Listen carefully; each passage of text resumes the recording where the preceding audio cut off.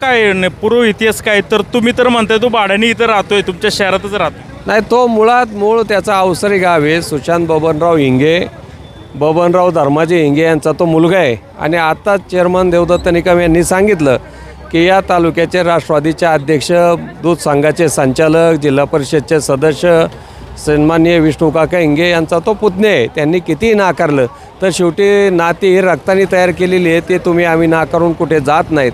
त्यामुळं त्या दृष्टीनं त्याचं ते जे वाव प्रसारण ते त्या दृष्टीनं झालं पाहिजे.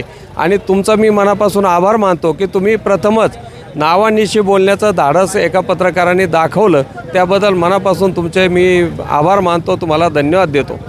जिल्हा दूध संघ जो शेतकऱ्यांच्या दुधाला 2 रुपये जास्त भेटवत स्थापन केला जातो, त्यांचाच पुतण्या जर असं कृत्य करतोय त्यांनी राजीनामा द्यावा विष्णू हिंगेंनी, असं वाटतं का तुम्हाला? नाही, त्यांनी तर राजीनामा तात्काळ दिला पाहिजे. कारण हे दूधाच्या संदर्भातलं रॅकेट आज पकडलेलं आहे आणि दूध संघाशी संबंधित आहे, दूध धंद्याशी संबंधित आहे आणि त्यांच्या घरातील नातेवाईक आहे.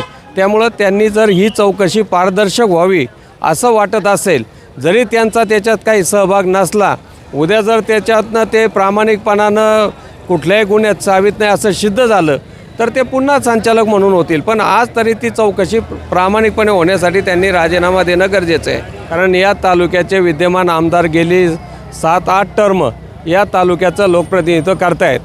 तुम्ही पहा, 90 साली या तालुक्यामध्ये कात्रज दूध संघामध्ये अशी परिस्थिती होती, एवढ्या मोठ्या प्रमाणात दूध येत होतं की शेवटी कात्रज संघाला दिवसाड दूध घ्यायला लागलं. एक दिवस शेतकऱ्यांचा खाडा होत होता. मग अशा परिस्थितीत यांनी डोकं चालवलं की सहकार मोडीत काढण्याच्या दृष्टीनं खाजगी दूध केंद्र मंचरमध्ये सुरू केलं त्यांच्या एका कार्यकर्त्याच्या मार्फत. आणि भविष्यामध्ये सहकार कसा बंद होईल या दृष्टीनं खाजगीकरणाला एवढं प्राधान्य दिलं.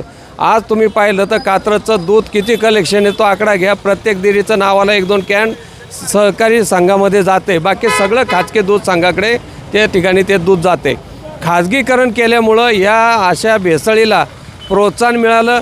सहकारी तत्वावरती एकच डेअरी जर तालुक्यात कार्यरत असती किंवा तिच्या शाखा असत्या तर मला खात्री आहे की अशी भेसळ 100% कुठे ना कुठे ती रोखली असते. कारण सहकार एखाद्या कोणाच्या मालकीचा नसतो, तो समाजाचा असतो. अनेक संचालक असतात, अनेक प्रतिनिधी असतात, शेतकरी गवळीसुद्धा सभासद असतात. तिथे थोडाफार तरी पायबंद बसला असता. पूर्ण 100% आम्ही सांगत नाही खात्रीनं, पण किमान आज जे राजरोस याच्यामध्ये हा गोरस धंदा चालू होता त्याला कुठेतरी आळा बसला असता. पण याला जबाबदार हे तालुक्याचे लोकप्रतिनिधी गेले 8-9 टर्म जे प्रतिनिधित्व करतात त्यांना माहीत नाही. याच्यासारखं जगातलं दुसरं आश्चर्य होऊ शकत नाही.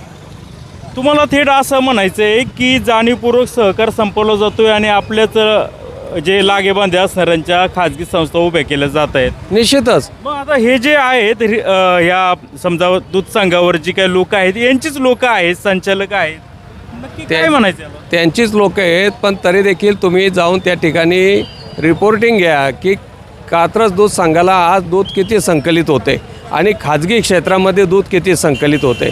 आणि एकंदरीत पशुधन विभागाकडनं, कृषी विभागाकडनं किंवा पशुसंवर्धन विभागाकडनं आंबेगाव, जुन्नर, खेड, शिरूर या तालुक्यात किती दुभत्या गायी आहेत, किती दूध मिळते आणि इथं डेऱ्यांमध्ये जमा होणारं दूध याची जरी आपण थोडीशी पत्रकार म्हणून थोडीशी एक वेगळं रॅकेट तयार करून जर चौकशी केली तर याच्यात तो तुम्हाला ती पडताळणी होईल की यांचा पाठिंबा नक्की कुणाला आहे ते.